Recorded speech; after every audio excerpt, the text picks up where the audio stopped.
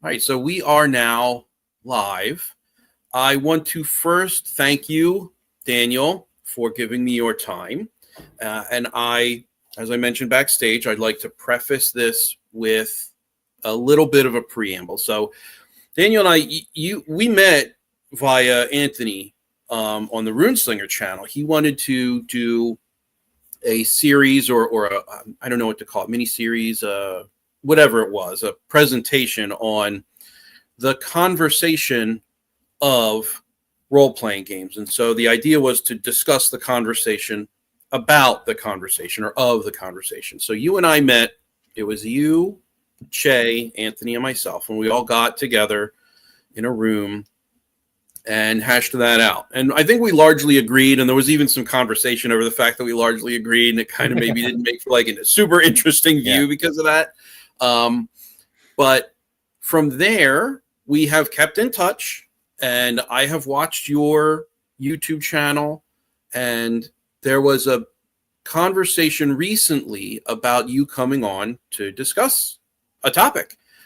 And so after watching your videos, taking notes, and then most influential was the recent interview that you had with Alexander McCrease on Arbiter of Worlds. That was a discussion about your most recent YouTube video. And so I reached out, or I mean, it wasn't really reach out. We were kind of already in conversation. So I emailed you. I said, hey, how about this? And then from there, I went ahead and drafted a bunch of questions. There are like 9-10 questions. And I want everyone to know that I sent them to you prior to sitting down with you, because this is not a situation where I want to do, like, I don't want to put you on the spot. I want to know what your thoughts are. And so I want well-considered, well-reasoned, critically arrived at opinions and answers. So I sent you the questions. I said, hey, here's what I have. Obviously, I can't account for everything, right? There's going to be stuff that comes up that we're going to discuss. Maybe we'll hit a tangent. We just won't talk about the topic at hand. That's happened to me before, too. Right. But this is really a situation where I want to sit down. I want to pick your brain about your particular philosophy on role-playing and what that is and how best to get to that style that you prefer. Heath has shown up. Hello, Heath. Thank you for showing up. I appreciate it. So from here, I think I will just shut my fat mouth and let you go ahead and talk about, who you are. You can talk about whatever you like about yourself. I have a link to your YouTube channel in the description, so people can find it and they can go and watch your stuff, which I recommend. I recommend that people do that. And so, and also let's sort of get into the topic of your most recent video and the interview with McCrease so that we can kind of move forward in the conversation from there. So cool. The floor is yours.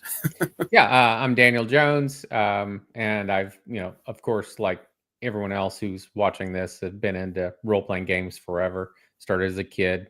Where I've gone, through the many years of designing my own stuff, I had numerous systems that are so different they can't even be called different versions. They're totally different systems. Anyway, my goal, even when I was 18, 19 and started thinking about changing D&D, was realizing that, how we play, our methods are always affecting the outcome. Like, methods are just as important as the actual mechanics.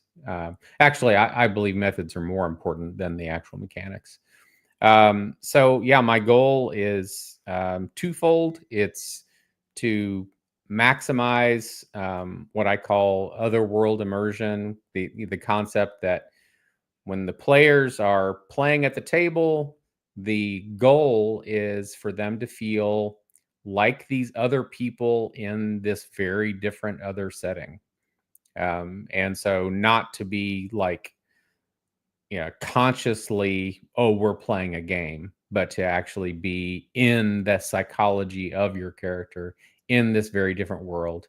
And then the other facet is the subgenre that I'm in love with, a lot of what I discussed doesn't have to be part of that subgenre, but my own is what I call a primeval version of the fantasy world, which is, I don't mean Neanderthals, I mean avoiding modernity absolutely. So all of the presuppositions that go with the modern world, everything for the past 600 years, are jettisoned, and we're trying to live in that mystical other world. So that's what really drives my own passion. So like part the And mists through the veil into a yeah, time forgotten. Okay. yeah, and I mean we have lots of, like, there's portal fiction, quote unquote, and that genre is people from this world somehow step into the other world, like Narnia when I was a kid, obviously, and there's several others that do that, and I don't want that. I don't want people from our world with our presuppositions dwelling in that world, because then the world is destroyed. It's so poisoned.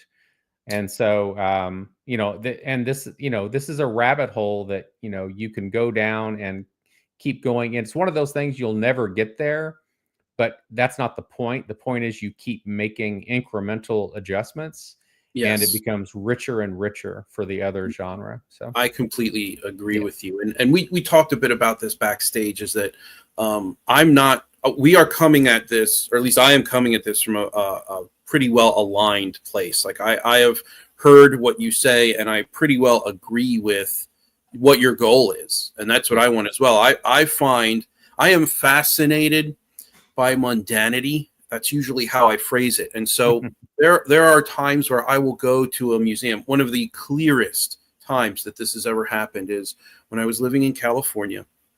Candace took me to the Getty Villa for the very first time. And in the Getty Villa, it's right up PCH. It's right on Route 1. It is overlooking, kind of sort of overlooking the Pacific Ocean. But when you get to the Getty Villa, it is constructed in a way that is reminiscent of an old, I believe, Roman villa. And as you go through and you take a look at the ancient coinage and the statues and the different works, whether they are tools from a field or whether they are coins or whether they are statues that were displayed, maybe not even so prominently, I attempt to envision the people who struck this coin, who struck this coin and had no idea that this one coin would be here in front of me in 20, whatever it was, 1415, sitting here looking at it, thinking about them. Like who thought that in striking this coin, there was some measure of their self? It would be very vague, very abstract, but there's some measure of them left in this item that I can see and consider. And that's the sort of fascination that I have with that mundanity. Like, if because at the villa, there are flagstones that they brought in from ancient sites. And so I'm stepping on these same flagstones that ancient peoples did. And I have a very intense interest in that sort of thing. It allows me to, through the ages, sort of find commonality in our human species. And I really enjoy doing that. I find that role playing in a much more abstracted way. I'm not walking on the flagstones or holding the coins in my hand. But role playing can allow me to attempt to be there. It can allow me to attempt to get into what their headspace may have been. Yeah. Now, again, as you said, it is an impossible task, but I think it's a noble pursuit. So I certainly agree with you there. And apologies for the tangent and the interruption, but please do continue. No, I mean, just kind of putting it in a single box. I am so, like, interested in that style of play, and my groups are too. I mean, it's not just me. I'm not doing a Ted Kaczynski where I'm just doing all this in my head, right? Right. I actually have a very rewarding gaming because of this paradigm that we're pursuing, and all the ways. So, my most important work is about crafting all the methods and my own system, because methods and mechanics mesh um, for this goal. And so all the methods I have are in service to that goal. I don't have any arbitrary methods where everything that I inherited, we all inherit role-playing game methods or habits or whatever. And so I consciously listed them and jettisoned them through the years if they were not in service to the goal. And so all my methods are, that's why people usually react badly to them. Like they'll say, "I love rolling my dice. How are you taking my dice away?" I'm like, I don't care what you love. Do you love skiing? Are you skiing right now when you're role playing? No, you're not. You're role playing. And so if anything needs to be changed or jettisoned, you do it. There are no sacred cows. So in a nutshell, that's what I'm working on the most. Yeah. Okay, excellent. Is there anything? I mean, I know that iterative game design can be a bit of a bugbear. So I don't know if there's anything out there that you have shared previously, or is there anything that you could share in like an example capacity? Because and the reason that I asked this kind of is getting at the questions that I was asking you. So I did ask if there was an example in any game, be it yours or otherwise, that really highlights or drives at the ideas that you just touched on there with dice opacity.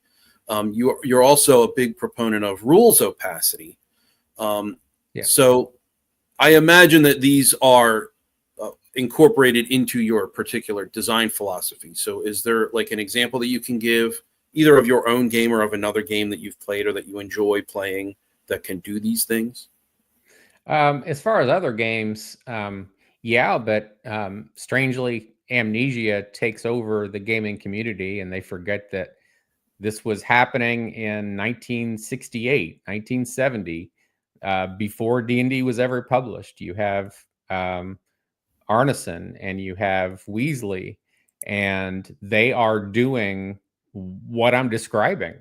So I didn't create this. I don't get any credit for this. This is what they were doing all the way back. They were not giving charts to people. Like if you go back the Secrets of Blackmore documentary and all the documentation. It's great. I recommend everyone go look at that. But I mean, you have what is evolving there is what I've returned to. And that is, you recognize the goal of this activity is to feel like you're a person walking around. That's the unique gift. That's what I refer to as the eudaimonia of role-playing games. There is a particular gift that role-playing games can give us that we can't get in any other activity. You can't get it in novel writing or reading. You can't get it in board gaming or war gaming because of, role-playing games are this chimera. And if you assemble your chimera in the right way, you get this extraordinarily unique machine, if you want, that lets you as a player dwell in another world as a real person. Like I've said before, we have make believe as kids, and nothing compares to that joy, because we're pre-critical little kids and we're just flowing with the imagination. We're not stopping and saying, no, that can't be because of X or Y. We're just flowing with it. And then the older we get, the more critical we get, and the more that kind of free flowing make believe gets hampered, because we have to use so much effort to stop critically analyzing the make believe that's going on. So this is what role playing games give us back. It's make believe, but we have these objective structures and for adjudication. And so it brings back the make believe we want, because the critical part of our brain gets placated. Okay. So in the examples, you will go all the way back to Arneson and Blackmore And and Weasley. in the very beginning, Yeah. before the publication of Dungeons and Dragons. Okay. Yeah. And Gotcha. surely, I mean, as it's being produced and people start playing, immediately people are playing in different styles. Oh, yes. So, I mean, I guess it was always happening. But when I think about, the answer to your question, what role playing games did it? It's going back to 55 years to the way they were doing it. That's what I'm interested in, and looking at the rewards of what they were doing. Okay. And then I guess on the back of that answer, maybe we should get into a bit of what we mean or what you mean when you say dice opacity and rules opacity, just to put it out there. And I mean, it's pretty intuitive, but just to get it out there and state for the audience. Yeah, sure. No, I just, my idea is that when you're at the table and playing, the players see no rules, no charts, no numbers, no dice. It's pure description and discussion and imagination on their end. The GM is the one handling the machine. He governs the holodeck. And so anytime that you can't just say, you can't just make a quick adjudication about, yeah, you hop over that fence, or yeah, it takes you 8 days to get to this location, and with a little bit of maybe randomness, but the GM is handling the machine, and all the way down, he's the only one who deals with numbers. Gotcha. So this, I think, is going to be a good segue into one of the questions that I have. So let's see which one it is, because of course I wrote these poorly for quick reference. So let's see here. Okay, got it. It's question number 3, but that is immaterial in the moment because that doesn't matter. So what I have written here, and I'm just going to read it straight from what I got. Regarding dice opacity specifically as it applies to characters, be they skill checks or combat or whatever it is the GM is responsible for, assuming responsibility for, and player immersion, would it not make more sense that the player as the character is the first one to be made aware of successes or failures, how they feel, whether or not it's a miss, and then to communicate that to the rest of the players through the narration of their actions, rather than having the GM tell what would essentially amount to the whole table, whether or not they succeeded or failed, and then role played that outcome based on what the GM provided. So that's right. It's a pretty intense question, but I'm pretty sure you can nail it. So yeah, my answer is that is true in the cases when it is true of real life. So it's case by case.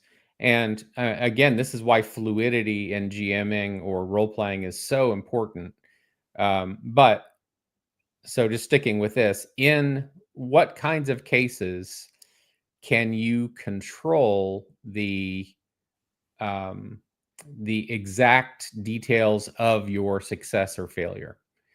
And whenever the answer is, I have no control, I was, jumping from A to B and gravity did this and I scrambled and that, then you as the player have no control over those details and they are happening to you, right? But in the I case, certainly agree with that. I think probably to a more limited degree, but please continue. And then, like in other cases, when your character is doing a thing, and you have like granular control over what is happening, then it goes into your hands to describe it. Absolutely. So let's say that you are, 1970 Bruce Lee, and you're in a one-on-one fight, your dominance is so complete that nothing's happening to you. You're controlling every nanosecond of the fight. And so if we were role playing that, it's the ball's in your court and I'm just listening. So there's no like binary black and white way to do this. It's got to be just governing principles. So to the extent that you can control what you're doing, you describe and you decide. But when it's not, then it's some kind of a mixture. It's some kind of it's a quick adjudication. Okay, because I would generally agree with you that because of the way that our senses work, like I cannot choose to shut out the plane that's flying overhead, right? There isn't one, but it's just an example. I cannot choose to shut that out. So my senses are hijacked on a regular basis. I can close my eyes, right? Can't close my ears. And if someone wants to do something to me physically, I can't turn the way I feel through my skin off. It's just, I'm going to be able to feel those things regardless of what it is they're trying to do to me. I'm going to receive that, process it in my brain. So there is certainly a measure of control that you don't have in the world due to the nature of the function of your senses. And what you're saying here isn't that the GM does all of the rolling. It's that the GM does the rolling for those situations wherein you don't really have control over the outcome. Oh, no, I'm still saying the GM does all of the rolling and mechanics. Okay. What I'm saying is that the details of how things go out. So let's say someone is saying, I want to jump over that wheelbarrow and onto a moving wagon. And so based on their own stats and skills and whatever degree of randomness is appropriate, then I will make that roll and then kind of give them a nod of just giving them a ballpark result and then let them deal with it and more importantly, make more decisions based on it. So if it was like an absolute success, I'd say do whatever exactly you want and it happens. But the less successful it gets, the more nuanced. And so I'm just like giving prompts, 1 or 2 word prompts based on the results. And the reason you have to do it this way, well, there's a couple of reasons, but so as I've discussed before, in psychology, there is what's called the switch cost, which means you are mentally toggling between different activities. And when you do, you have to pay a mental tax. And there's no such thing as a zero tax, right? You're always paying. So if you, as the player sitting there, are involved with dice / numbers, you're having to jump in and out of the immersion of being your character. So, I mean, that's the governing, like, overarching principle. So, in the case of decisions and actions, I want them to always be in the player's hands. I want let's change to something like I'm playing a stealth guy, an assassin or whatever. In most of those cases, I as the GM am just listening and adjusting and wondering who's around and such. And I'm making rolls, but what I feed to the player as prompts then gets them to tell me more things and more decisions. So again, it's fluid. I mean, so I can give so many different kinds of answers based on the exact situation, based on the exact thing that's being attempted or done. I don't know if that helps or not. It does. So essentially you're seeking proactive role play, and you as and this is coming from the 4D group. So you are interested in players who role play proactively, and you as the GM are reacting as the world to their choices, to their decision making. Right. Gotcha. Okay. And so when you react as the world to their decision making, there is an element of dice opacity where appropriate, which makes complete sense to me.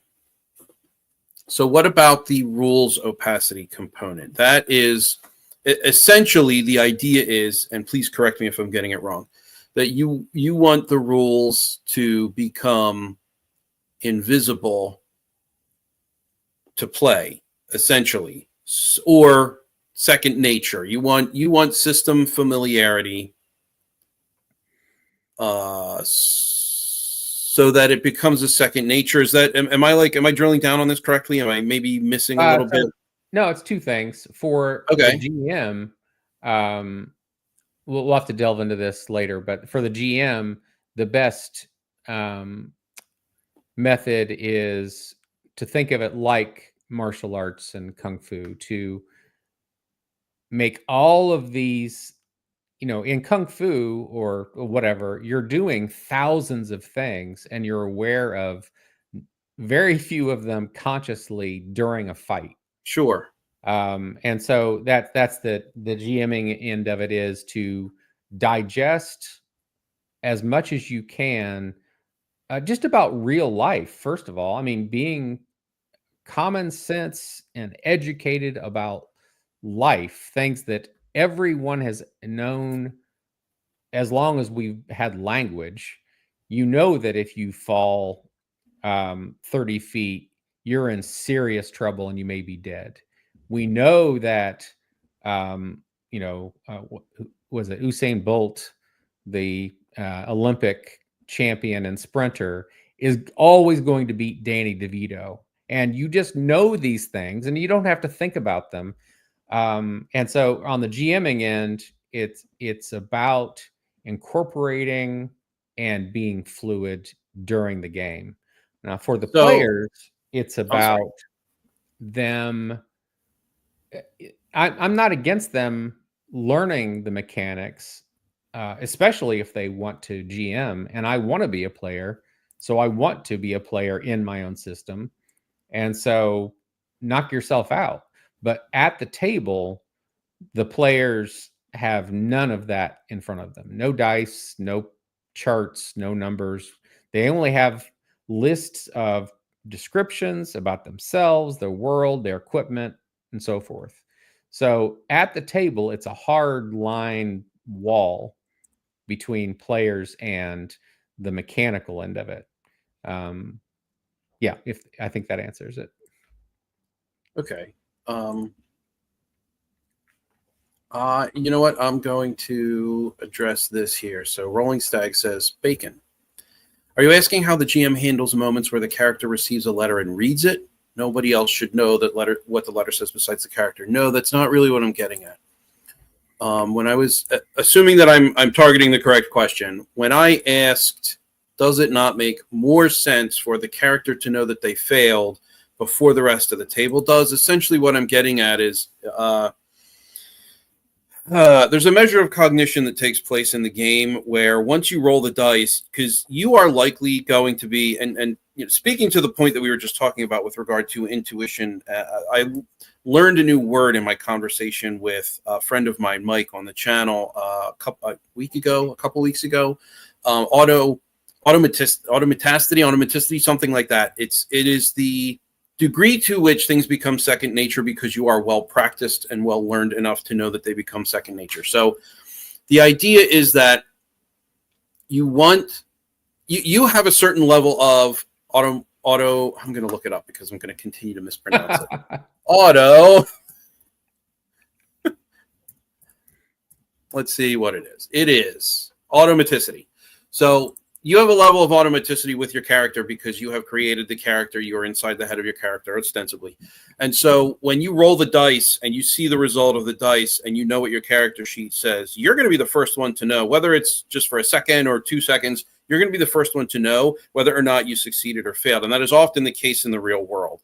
So that's really what the question was driving at, is that there are going to be times where if the DM is handling the circumstances under which the character has no control and rolling those dice, and then the DM relates to the players in the group, whether or not it was a success or failure, and then the players move forward in describing that result that was provided to them, it seems to reduce the level of immersion. And maybe this is a very, like, just a super nominal case where it doesn't really matter because it's only it only amounts to seconds, really, or maybe less than a second. But there's a measure of like everyone learns at the table all at once from the GM whether or not it was a success or failure, rather than learning it from the behavior of the character. And so as I was experiencing your particular mindset and your particular gameplay philosophy, as I was listening to the McCrease interview, as I was listening to your videos, that occurred to me as a it needs an explanation, at least in my mind. So that's what I was getting at, Rolling Stag. I don't know if that is helpful at all. We've actually just discussed this a bit. I think that Daniel, made plain what it is that you think about. Like I think you answered the question. Yeah, it's interesting.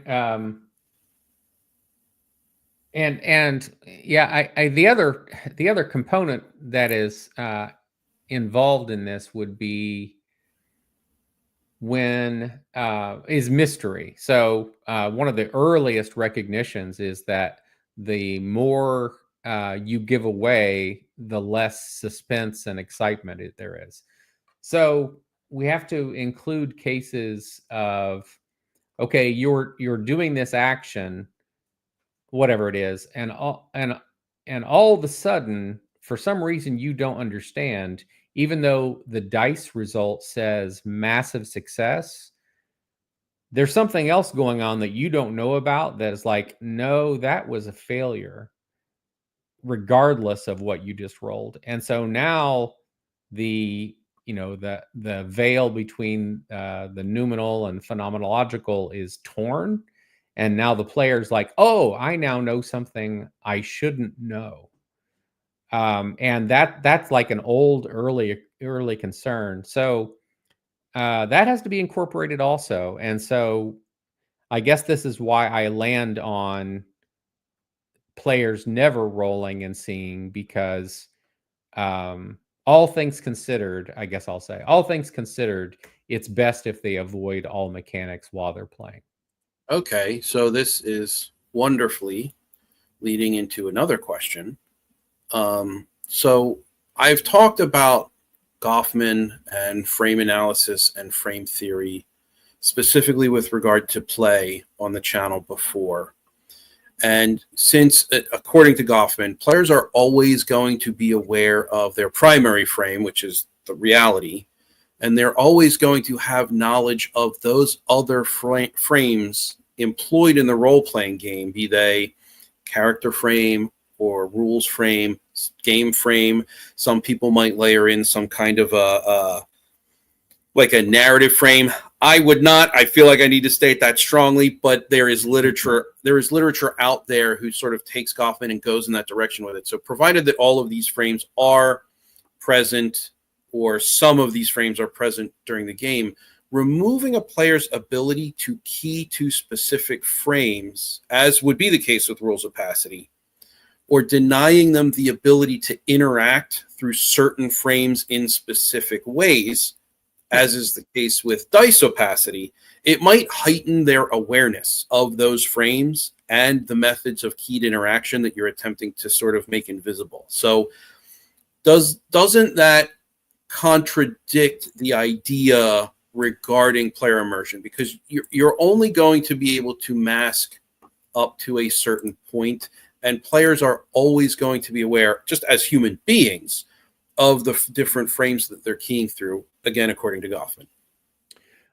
Okay, so well, try and throw me a couple of examples of what what you really mean as it applies to Okay, this. so I am in the moment. I'm playing a character. I say in combat, I swing my sword at the slime. So I swing my sword at the slime. You, as the GM, providing dice opacity as well as rules opacity, because you do not want me to see the numerical results on the dice because it lowers immersion. You also don't want me to take the numerical output of the dice and extrapolate from that any armor classes, any sort of those sorts of rules, which I think is a noble pursuit. In doing that, in like, let's say you don't allow me in this particular situation, or look, it's not about allowance and disallowance. We have agreed at the table, this is the way that the roles are going to be handled. I'm going to say I swing my sword at the orc. You are going to say you miss, because you've done all the rolling and I've not been exposed to those numbers. So we're maintaining a level of dice and rules opacity. In that situation, I, as the player, am aware of the rolling that's being taken place. I'm also aware of the math that's taking place with regard to whether or not I'm hitting, provided, the system we've decided to play with. So my inability, while I've agreed to this type of play for sure, my inability to interact with the game through those particular frames doesn't remove my cognitive ability to identify them in the moment that we are keying into them. And so in that regard, the fact that I know that the math is happening, even though I don't know what the math is, even though I have not rolled and I don't know what the results are, that knowing that it's present is still a diminishment in part of the immersion that you appear to be going for in your games. Okay. So that helped. Okay. All right, good. So what we can say is that this is the way all life is about everything, period. So when you fall in love, if you're educated about oxytocin and endorphins and dopamine, you can say, wait a minute, I'm not really experiencing love. I'm experiencing a spike in oxytocin right now. And I want to see her again because my dopamine is spiking. And so you can do all these things. This is life. These are facts about biology, neuroscience, whatever. And so what is the right answer? And this is why, and I go back to Ian McGilchrist, the neuroscientist, attention drives experience. This is not about trying to look for ways out of the experience. So we focus as much as we can. Of course, I'm aware that I'm sitting around with my friends and playing this game.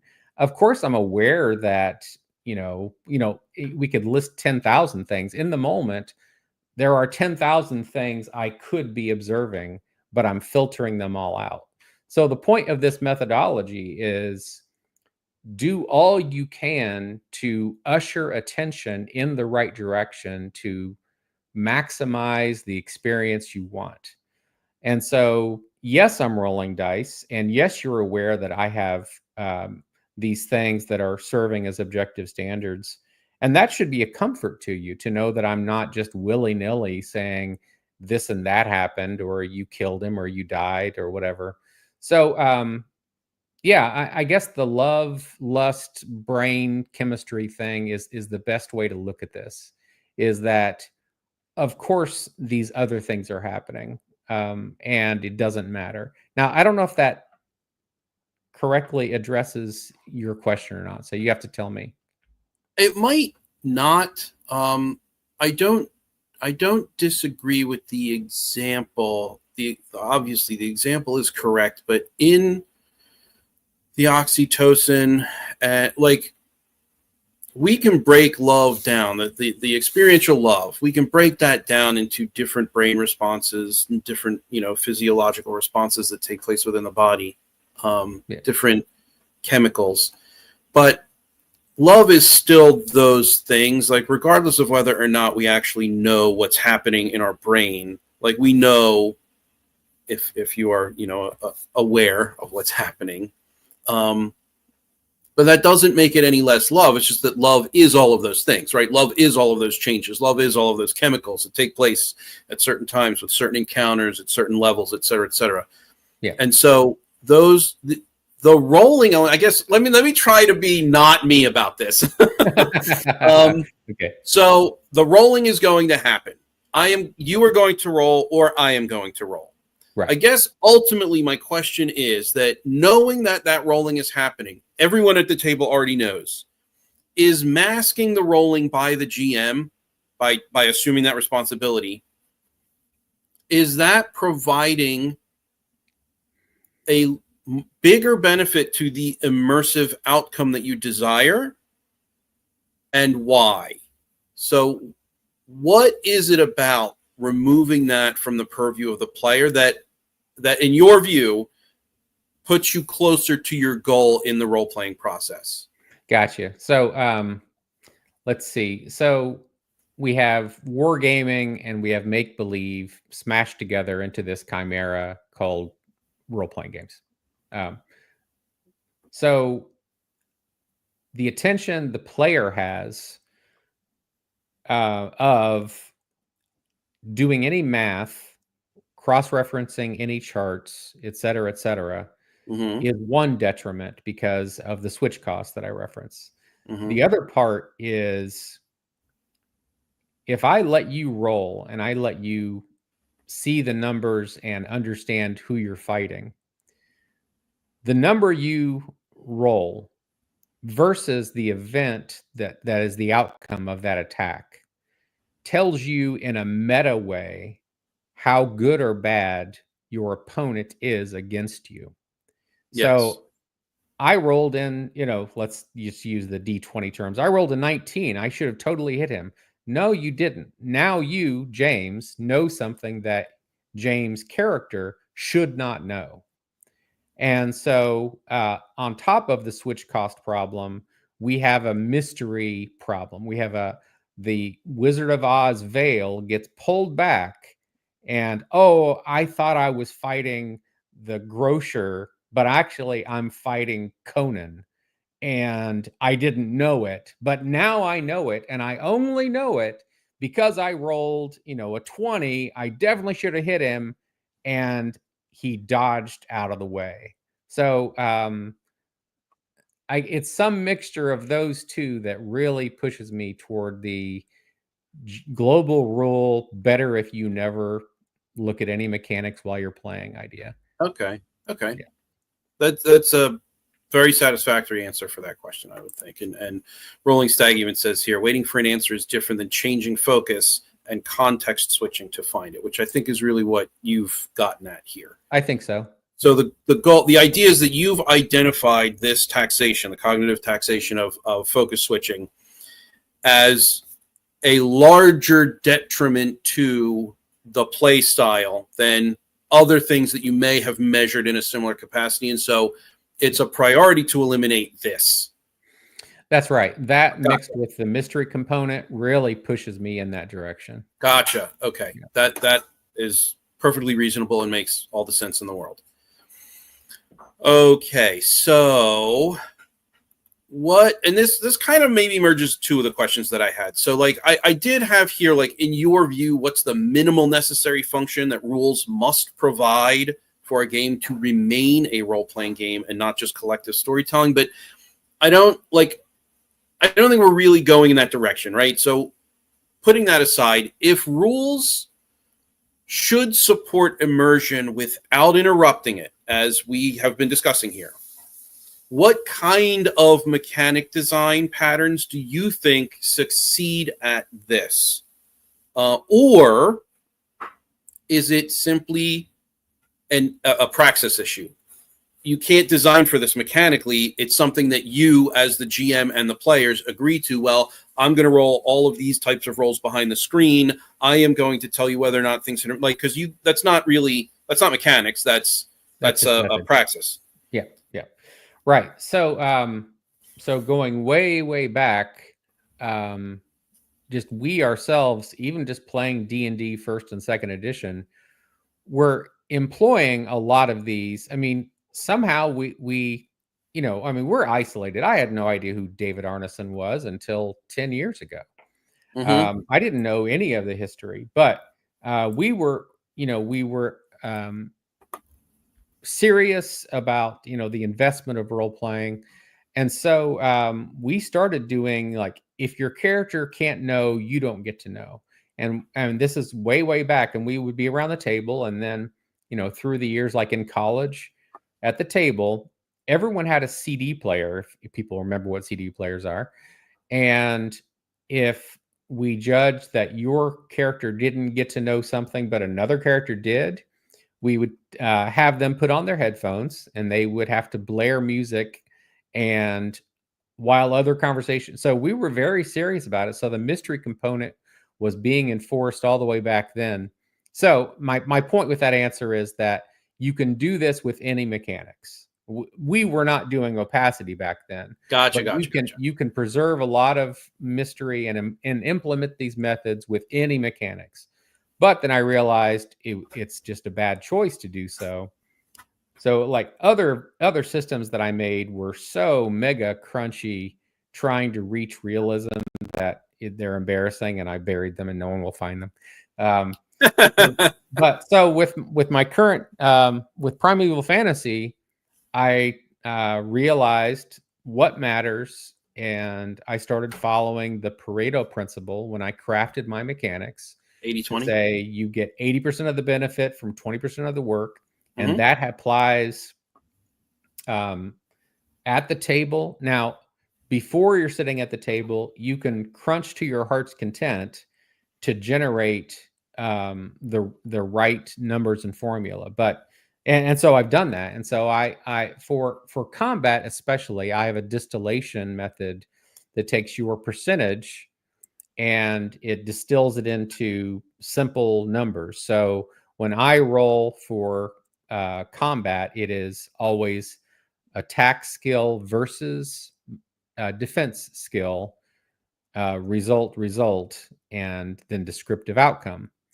But that all happens with base numbers. So you may have a 7, I may have a 12, and a degree of randomness based on the circumstance. And then I keep the numbers low because it's been established a long time ago that the brain processes low digit number math faster for whatever reasons that others can explain. And so that's the way mechanics should flow for speed. And it's never more needed than during a combat. Now, outside of combat, when things are slower and more nuanced, because the other thing I wanted to capture in combat, I know this is a tangent, is if you slow down the pace, you are ruining the point of having a fight. If you ever been in a fight, it happens in about 3 seconds. Yes. And what you remember is a blur of violence. Yes. And seeing purple before the fight. And so you want to recreate that at the table. And if anything less than speed is happening, well, let me check this. Let me look at that. And why are you doing this at all? Why would I want to do that at all? And so, yeah, speed really matters. And the way the mechanics can be crafted can accommodate it, or at least that's my goal. I mean, maybe I'm deluded, but it works for us. Yeah. Well, I on the heels of that, and this is something that I've maybe said once somewhere before, and I didn't even know if it was recorded. I definitely haven't said it on channel, but I am probably in a minority of people who play these games that just doesn't like combat at all. This is a learned behavior. I know it is a learned behavior. This is over time in going through the slog of it is not interesting. Give me political intrigue. Give me social interaction. Give me the mundanity of walking around in a city and trying to find a blacksmith. Those sorts of things are interesting, where I'm interacting with people and I'm trying to get an upper hand verbally, or we are trying to figure out the problems given this Sure. particular rule, or once these, like, you know, all that stuff. So combat, I have always found to be just the bottom rung of role So playing games. so you're very That's much personal, into and I know it's a learned Cthulhu behavior. then, right? Say that again. Cthulhu really appeals to you then, right? Yes, I have said before that Call of Cthulhu is probably my favorite role playing game ever. Okay, that makes sense. And it absolutely appeals to me because of these reasons. Because combat, if it happens, it like something is dead, something has died. It's very, very quick. Those sorts of problems that it presents, the lethality is important. Additionally, I agree with you. Combat is very, very fast. That anyone who has been through any sort of close quarters combat class, they know that someone can get to you from 10 to 15 feet out with a knife in the blink of an eye. It happens very, very fast. There's no time to think. And so we're talking about people who are 6 feet away from each other with these huge blades. Like, it's going to happen fast. That's right. So I completely agree with you on those points. Yes. However, provided these elements that we're sort of building to with the dice opacity, the rules opacity, with the GM assuming a lot of the control of these elements with combat, I imagine, and again, please correct me if I'm wrong, the whole point I have you on is to explain, to get these ideas, in my brain in a way that I can process them. So is it the case where my character sheet as the player looks different from a character sheet that you have for me behind your screen? Are there two? So you are governing quite a lot of character crunchiness. Well, like during combat, you could say that. Yeah. But I mean, I've crafted my mechanics in such a way that it's manageable, and I'm in my dotage now. If I can do it, then anyone can do it, right? Okay. As long as you're sober. I mean, I do it all the time, and with the distillation that I came up with, I mean, one of the problems, one of the things I guess I had to learn by doing. So going way back, the first time I saw Rollmaster or GURPS, and then later on, if you've ever looked at Harn Master. Yeah, I actually quite like Harn. Funny story, but so I'm like, yeah, these guys have got it. To have realism, you have to have this level of detail, and that was the flaw in thinking, because what you end up doing there is serving at the coal mine of detailism, and you think that by pinpointing details that you're generating, I mean, mechanically, I'm talking about mechanics. If you try and pinpoint details mechanically, you think you're generating more realism, but you're not. You are slaving away at an endeavor that moves away from the actual goal. And so my combat takes the details, like your percentage with your attacking with an arming sword. Let's say it's 46%. So I distill that into the workable number, which may be like 8 or 9. It just converts over. And so I have your base number, and then versus the base numbers of whoever you're fighting. And so it's simple, fast math with that random component, and always circumstantial components. And this goes back to my conversation with Alexander and the video that he was responding to. You, as a common sense guy, I know a billion things if you ask me, but they get ingested, and then I act on them when I need them, when I confront them. So driving a car, I must know 100,000 facts about driving a car that I could never list, but on the road, I know what to do, and my body knows what to do, my hands know what to do. So with role playing, with GMing, you have the basis of common sense, educated, mixed with these, and this is why all mechanics should be anchoring points. So if as you're fighting and you are dealt a level, I have a wound level system, not hit point system. It goes from 1 to 10. 10 and that body part's destroyed and you're dead. 1 is you got a paper cut and everything in between. And so those broad categories are enough to guide me objectively to the consequences and the descriptions. And so again, Pareto principle and this global intuitive implementation of what you know allows it all to flow, and I don't feel crunch. And again, I mean, this is my system. I've been using it. I would never expect someone to pick it up and have the same fluid experience. But I mean, that's true of every role-playing game or every yeah, game for sure. ever. Yeah, So, you need to develop a level of yeah, systems familiarity regardless of the yeah. game that you're playing. Agree. So, I'm not sure how we got to it, but just with regards to can the GM handle this crunch? The answer is yes, because I'm not a genius and I'm doing it.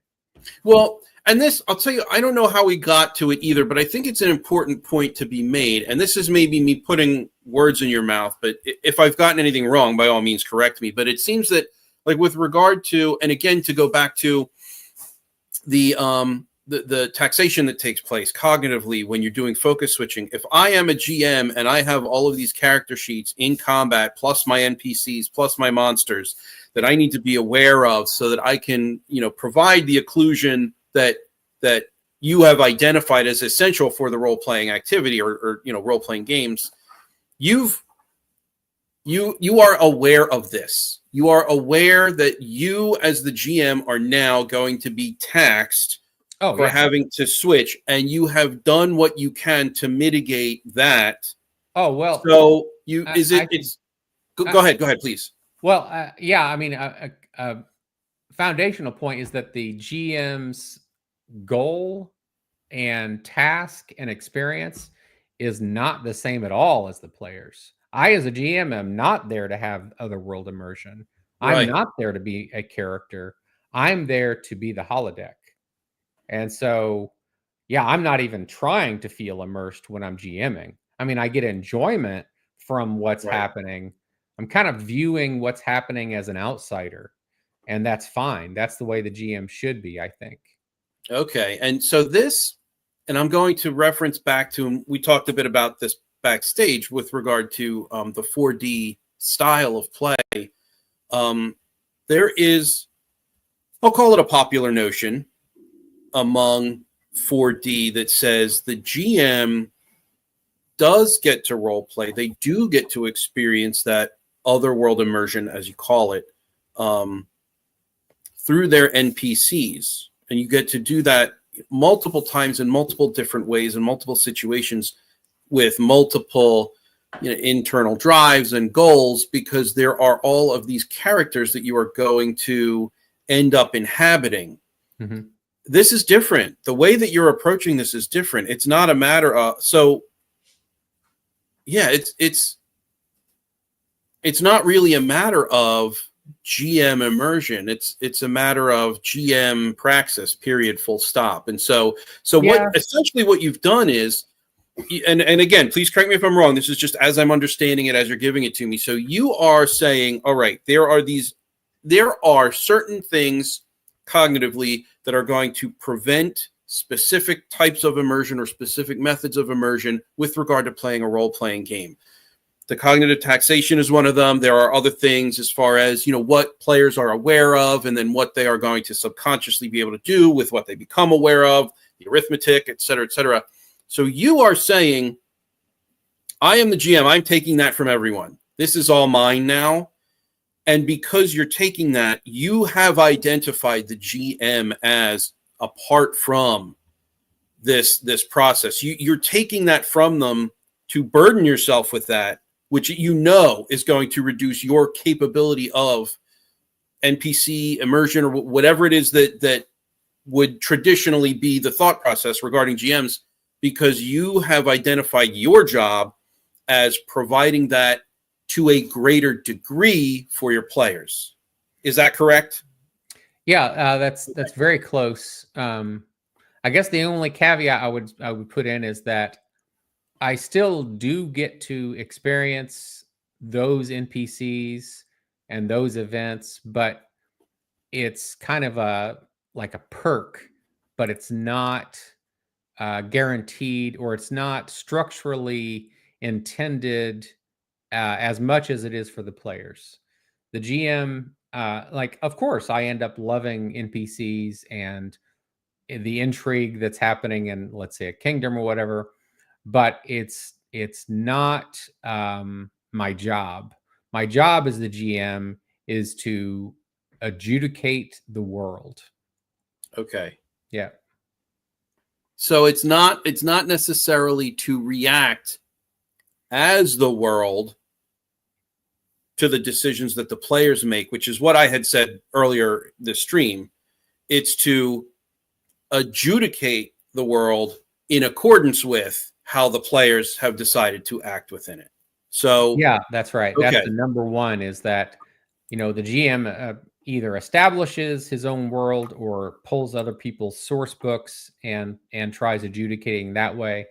And so, yeah, the number one job of the GM is to fairly adjudicate everything. Very interesting. Cause and effect, ripple out in all kinds of ways through a kingdom.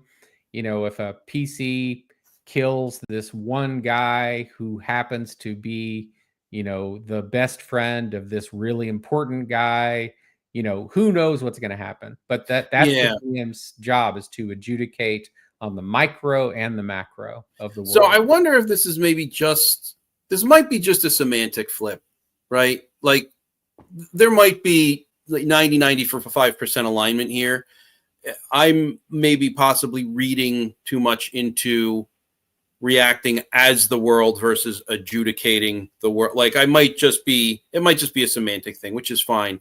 I would be interested to, like, if I know Nicholas, I know you're here. If you have any input on this, I would be interested. But if Crispy, or I know, Stag, you're here. If any of you guys have any sort of input on that and what you think.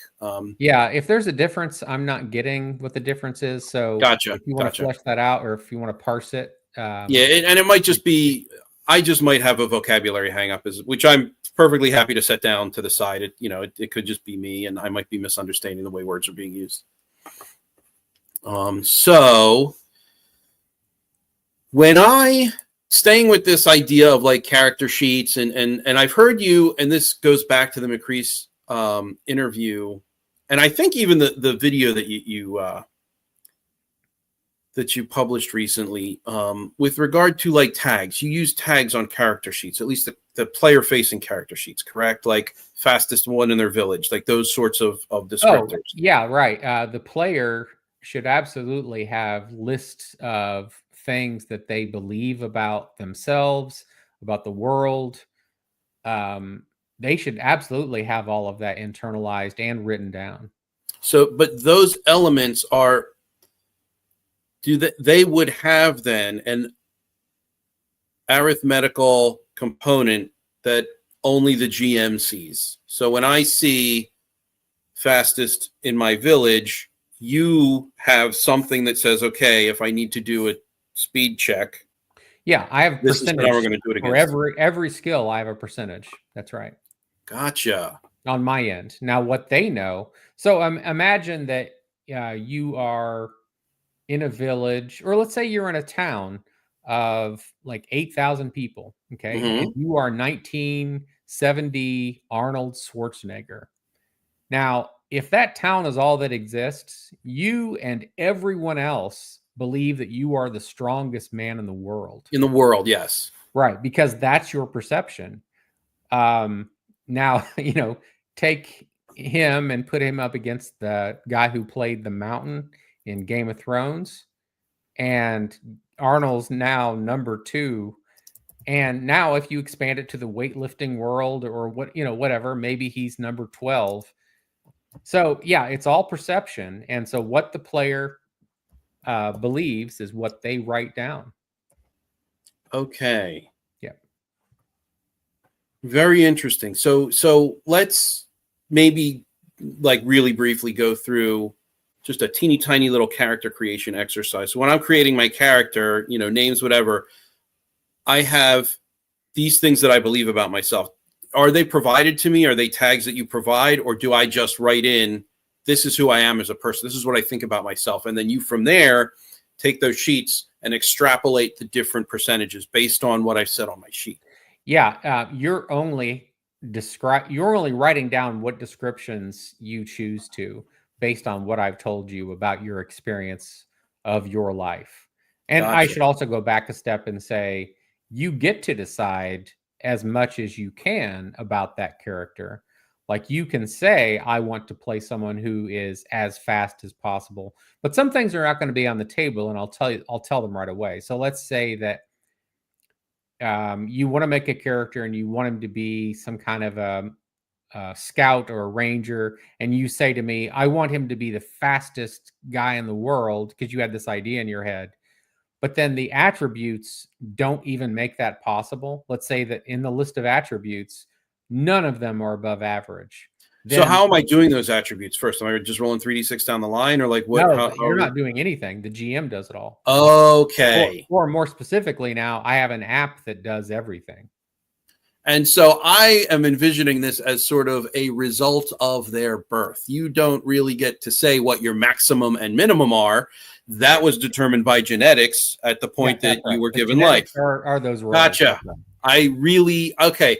I like that. I have dabbled in some systems creation just to as a cognitive exercise, and I find that to be particularly appealing. I like accounting for but I also like accounting for the flexibility of the human condition. If I put my mind to something, I can probably get it done. Maybe not be able to be the fastest in the world. Like that's a hell of a goal.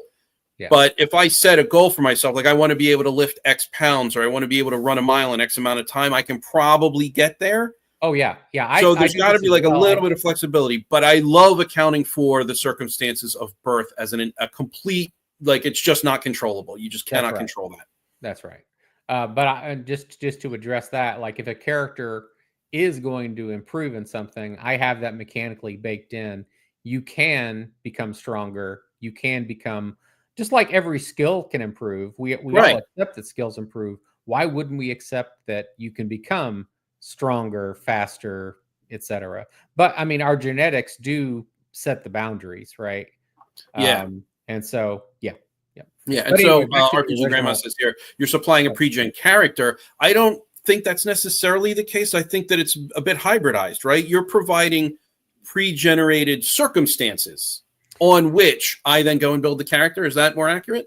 Let's see. So what I generate all the pool of numbers I generate, and nowadays with the app, I generate the pool of numbers. And then from the very beginning, I say, here's the kind of world that I'm running. Think about this and tell me the kind of character you would like to try right now. And so, I mean, this has to be early conversations. For example, if you're expecting a conventional D&D world, you're like, okay, I want to be a magic user. I'm like, whoa, magic users are 1 in 12 million and you're not it. So, I mean, all kinds of things have to be taken into account at the very beginning. But, assuming we're on the same page about the world, then you tell me what you want to make.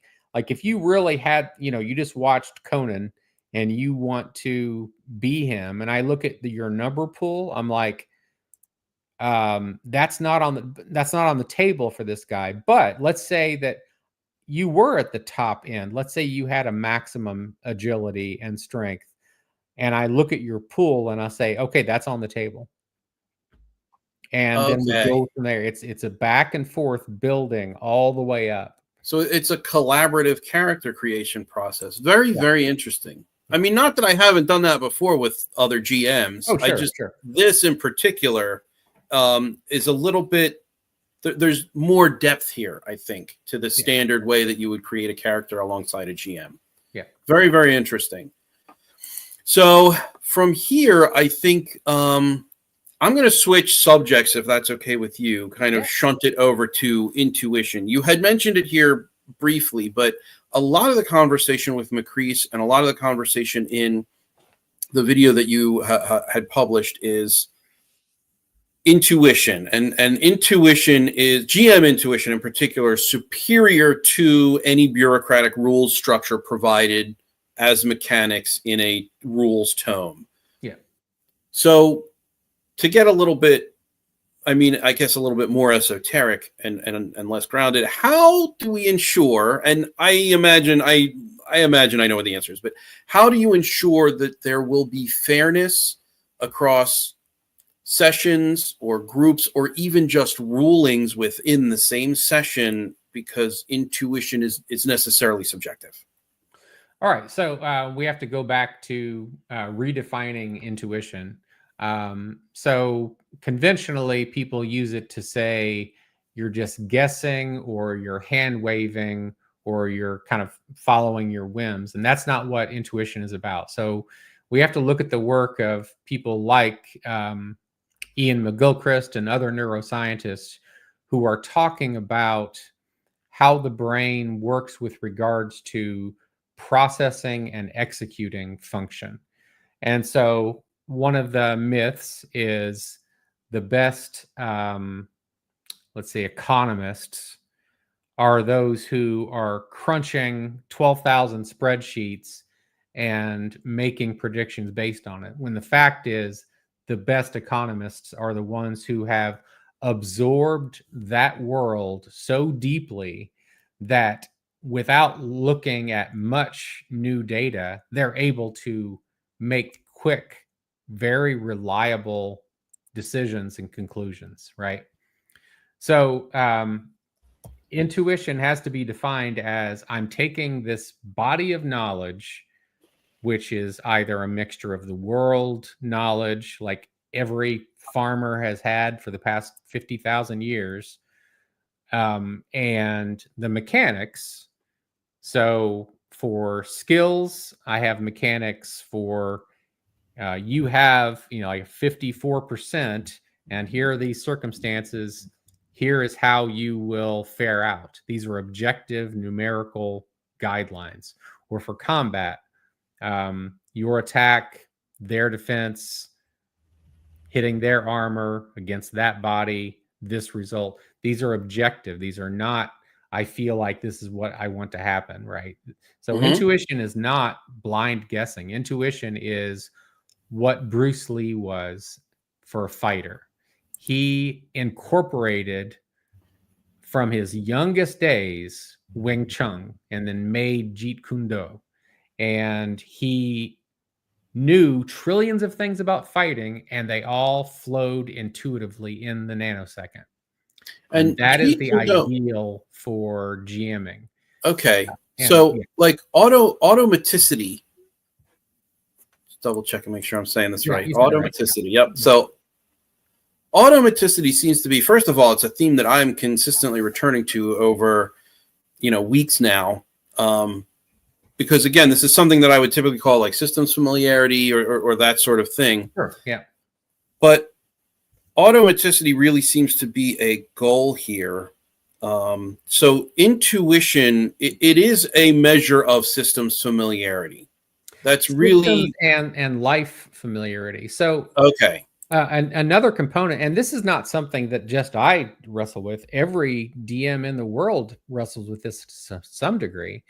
Is that you are the point is not to have an adherence to charts and numbers. The point of the charts and numbers was to guide the human brain, right? Because otherwise you are just tethering yourself to a bunch of charts and mechanics that some guy made up, right?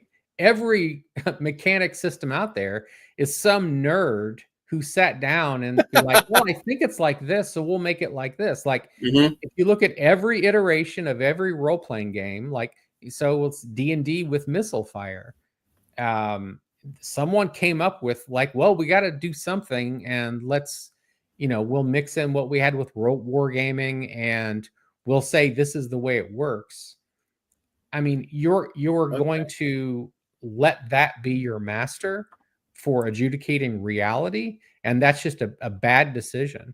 And so we have to remember the point. The point is, at least with my group, we're trying to emulate a realistic world. And so realism is the goal, and mechanics and knowledge of the world, knowledge of, everything, they all bundle together into this big soup.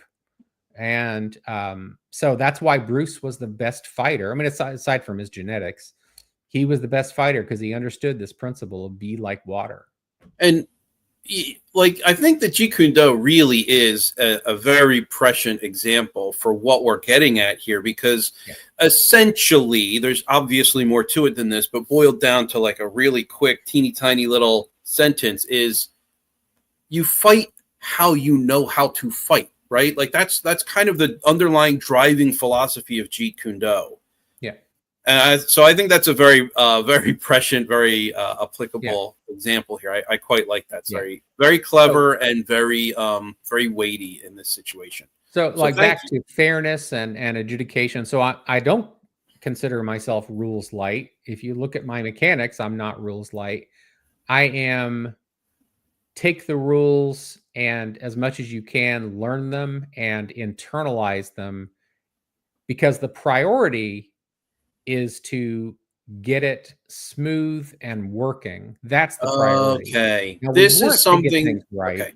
But yes. In the war, in the tug of war between detailed accuracy and flow, you err on the side of flow because you're working to generate experience.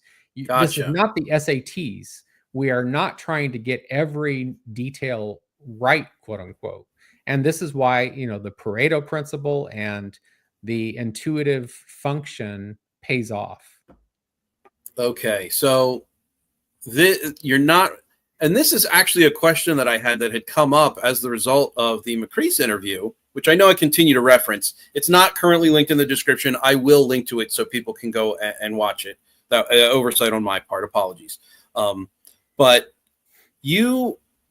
I was a little mystified during that interview, at least in part because it seemed like what you were describing was rules light. I'm glad that you targeted that to say, no, I'm not rules light. The shift isn't happening in your system with the rules. This isn't a Mork Borg. The shift is happening on the level of the GM and the player. So the rules are the rules. It's just what is the GM responsible for so that the player can excel in these areas that we want them to excel in, immersion, etc., like the flow and experience. Yeah. That actually might completely deep six some of the other questions that I have, because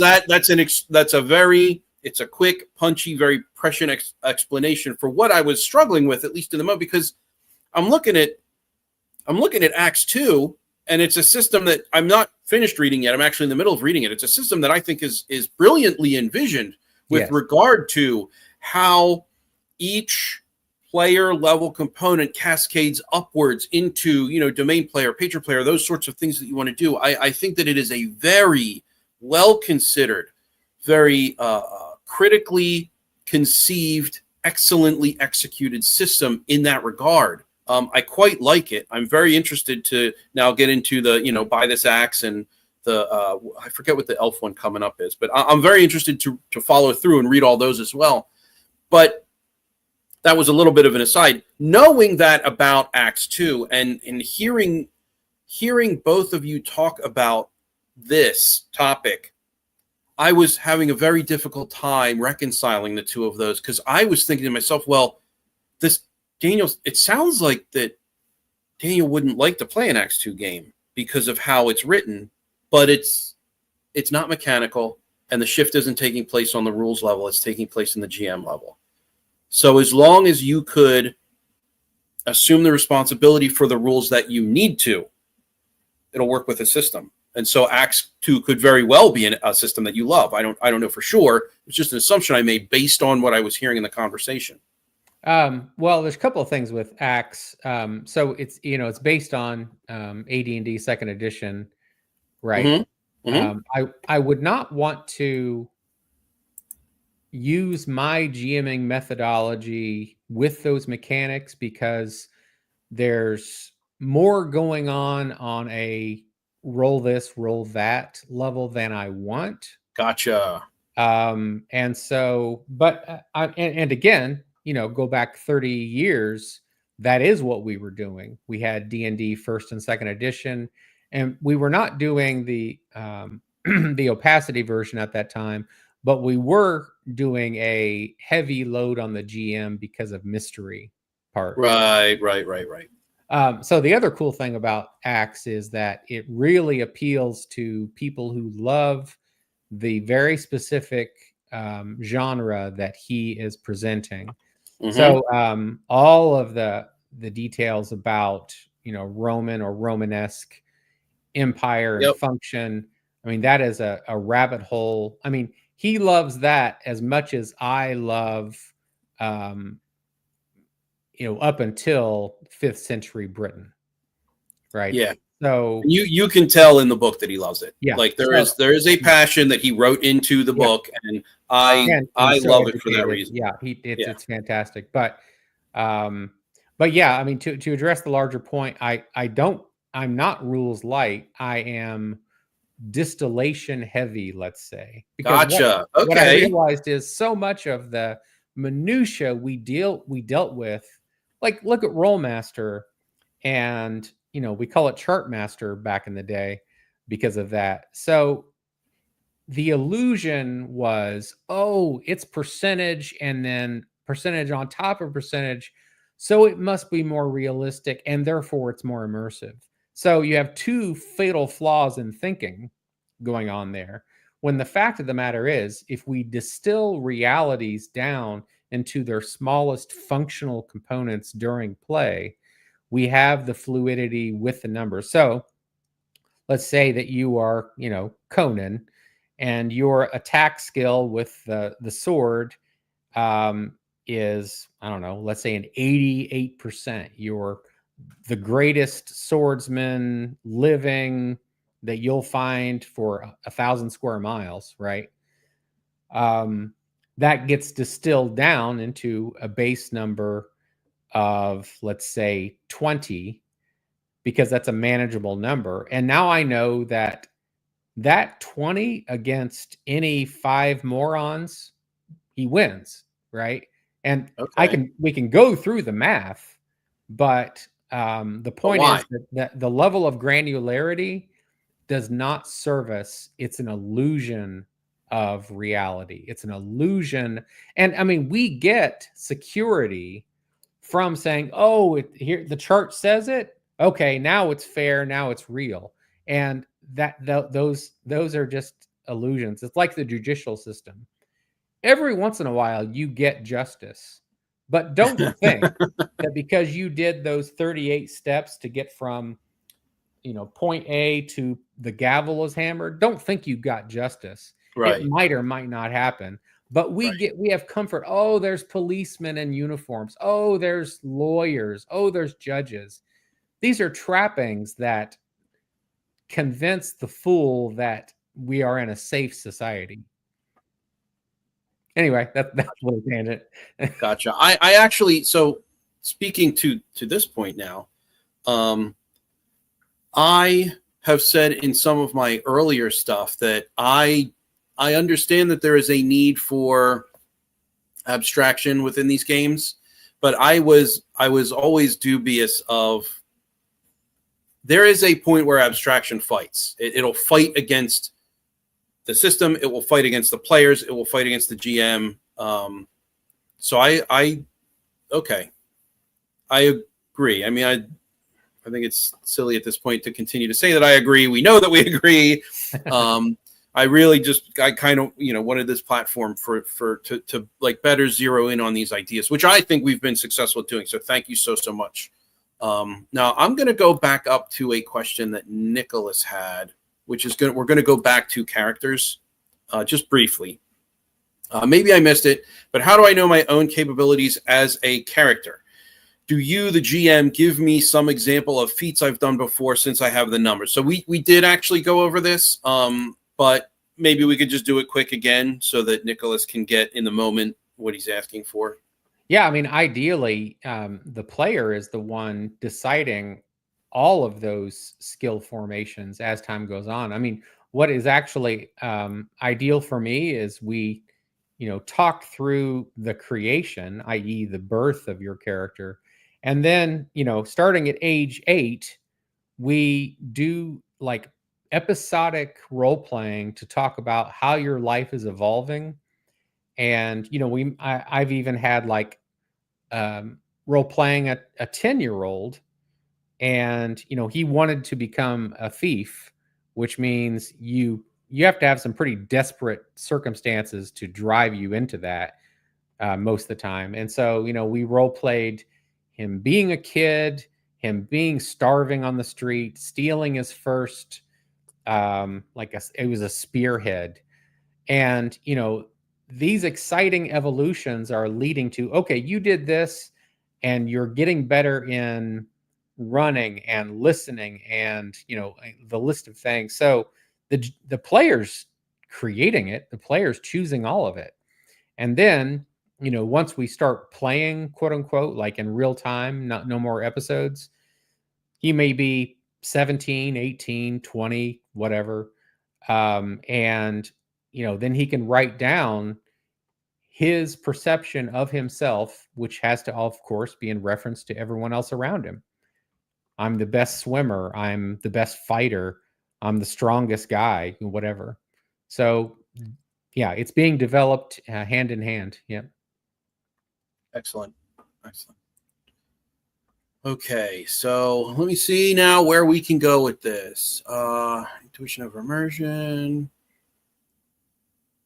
I'll be right back. Yeah, please do. Go ahead. So I'm going to sit here and I guess talk through these questions so that I don't leave a ton of dead air. I don't have really much left to go on. So we can talk about Arseth or Bogost. So let me see here.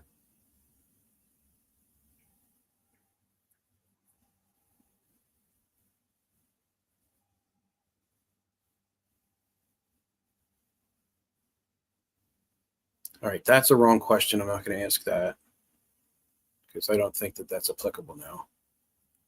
Or maybe I will ask it. Maybe I'll ask it and then we can get into why it's wrong, why my assumptions were wrong about what he was saying. That might be good.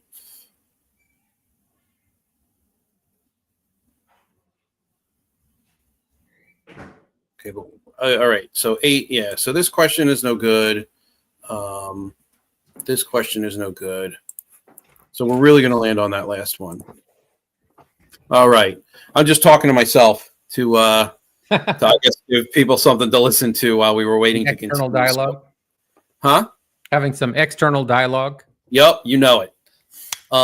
Okay, so I have several questions here that remain, but I don't think that we have more to go over except for this last question. I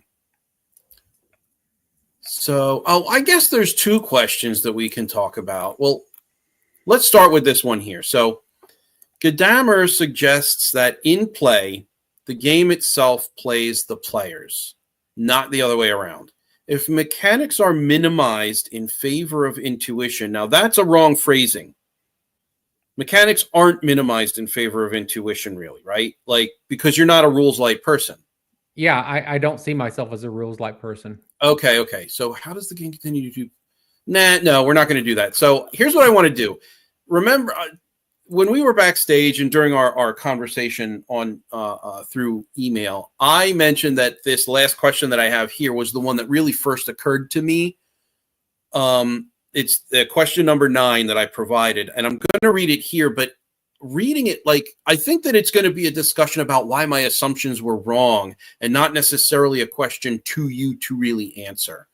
So let me get the question out and then we can talk from there. So this final question is, you argue mechanics should be skeletons, not masters, but Bogost, as an Ian Bogost, would say mechanics always make arguments about how the world works. That is the procedural rhetoric. If mechanics are too light, and if they rely too much on GM adjudication, doesn't that make the rhetoric invisible and therefore unknowable, thereby limiting the player's understanding of what meaningful engagement looks like within the context of the game. That's wrong. It's wrong according to Bogost, and it's wrong according to you because, number one, you are not lightening mechanics. You are shifting responsibility of the adjudication of those mechanics from the player to the GM as much as possible to create and maintain flow. But even within Bogost's framework, even without any of that, the procedural rhetoric is what the game says when you read between the lines. What does it, without overstating it, what does it tell you is important?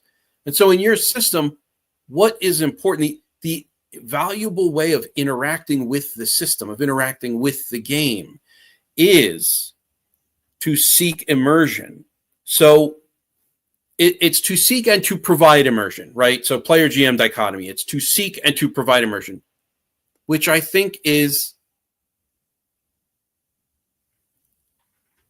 fact that your philosophy, even between the lines, when we approach it from a Bogostian perspective and we approach it to really get into the nitty gritty and drive into what the procedural rhetoric is, they align. They align quite consistently and quite solidly. Probably even like 100% overlap there. I think that is evidence of a very well-considered, critically reasoned philosophy of play. So I was like dead ass wrong in the formation of that question, but I think that recognizing that after having this conversation with you, because this was the first question that occurred to me, I think recognizing that is evidence of the success that we've had here in this conversation. If you'll allow me. Yeah. To say that, of course, the stream that I was a part of.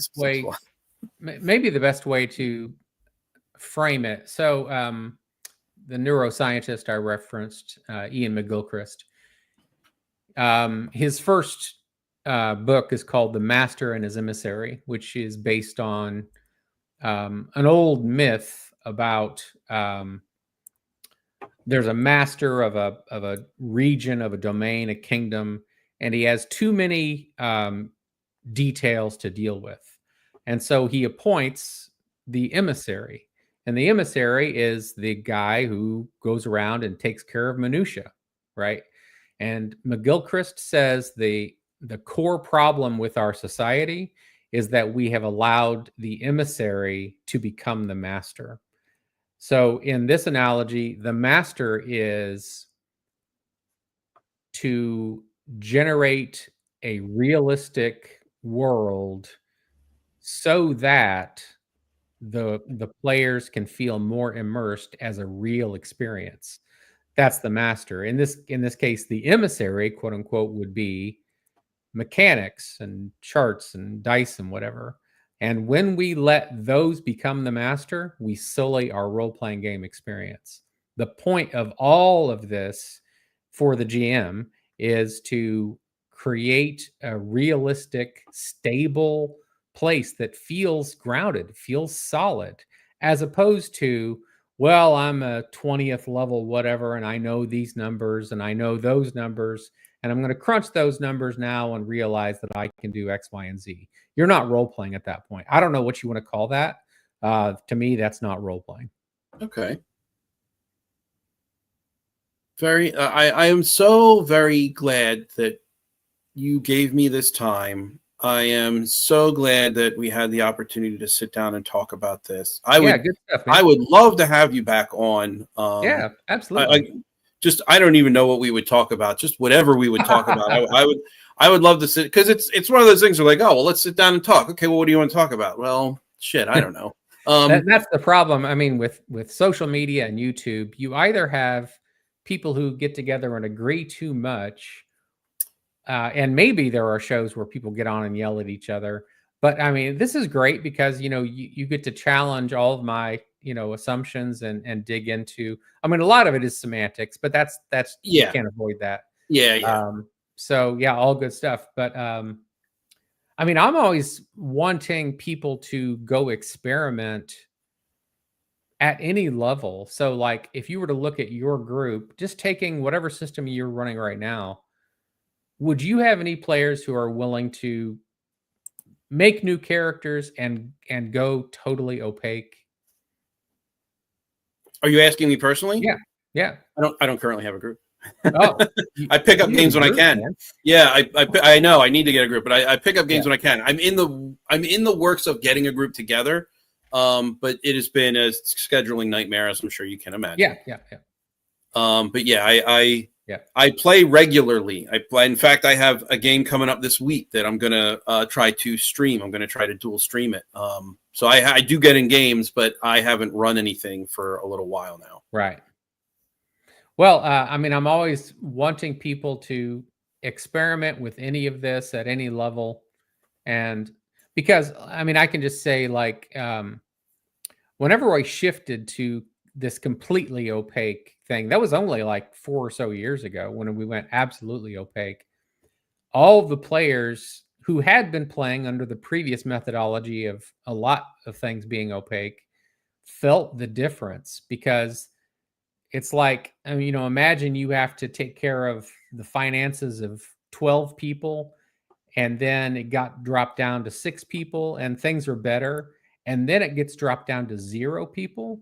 Your Mm-hmm. mind doesn't have to deal with any of that. And they all felt it and they all reported the exact same boost of experience. So That's very, very cool. Well, to I'll tell you what anyone who's then. listening, I mean, you don't have to buy my system. Just try these methods. Can I buy your system? No, I haven't published it yet. Oh, okay. Well, I'm Oh, a buyer when you do, and in fact, if I can maybe be so bold as to insinuate myself, I am. I would love to get involved in a game if it's just a one shot or whatever. So I would love to experience the way that you play, the way that you run a game. I think that's probably that's the culmination of the conversation, right? Is to actually do it. Yeah. So if you'll allow me, and if you won't, that's fine. Tell me to go pound sand. No offense taken. But I would love to experience the way that you present a game, that you run a game. It sounds it's definitely I'm interesting. not the only one. Again, I don't want to take credit for this. This was created before I was born, and I kind of reinvented part of the wheel myself, and then discovered other people like Arneson and Weasley, or others whose name I don't know. And so I did not create this. I've just rediscovered it, and I love it. Cool. Yeah. Well, I know you, so you're the one who I will be asking. Yeah. And and that's kind of like, I say it's a scheduling issue, but part of the reason I don't have a major or a main group right now to really get together with and play regularly is because I have been going through a process of really trying to play as much as I can. I want to play as many systems as I can. I want to understand the different styles and the different philosophies of play. I want to understand the different cultures of play, how they form, why they form, what this particular group likes, what they don't like, what this other group like. And there's a lot of opposition. Like there's a lot of, we like OSR versus 4D. There's the immersive style of play where you really try to get inside your character's head.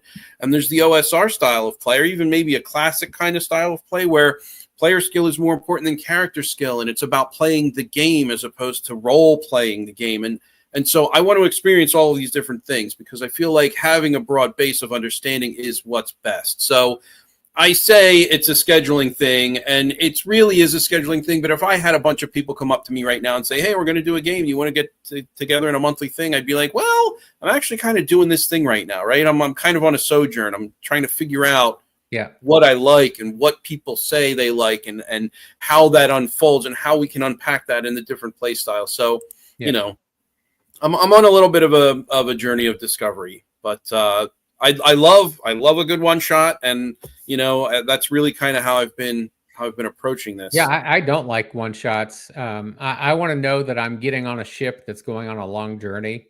Sure. And so, and also, I mean, there's definitely opportunity costs, right? Like, I'm not the kind of person that I can sit and say, well, I've been in a campaign that's been running for 32 years. not only do I not have that, I can never have that at this point in my life, right? That's right. So like that'll never be my case. So that there is an Right. opportunity cost. I have come to terms with it, and Yeah. and it's just it's a different flavor, right? Like I like chocolate, you like vanilla or whatever, and so I understand where you're coming from in that regard. I do at some point want to settle in to a high trust game of very immersive role play. Yeah. And I know that I will get there eventually. It's not Yeah. going to last for 32 years. I'm going to die before then, but Yeah, I'll, no, that's I'll okay. play as long Yeah. as I can, right? Yeah. All right. Well, I think this is probably a good stopping point then. It's Sunday. I've taken up an hour and 40 minutes of your time. I am very gracious. No, great to conversation, have man. Had you. Yeah, I agree. I think this was an excellent conversation. So thank you again, Daniel. I will stay in touch. I have emailed you the Discord information, the link that I said that I was going to provide. So click on it if you are inclined to.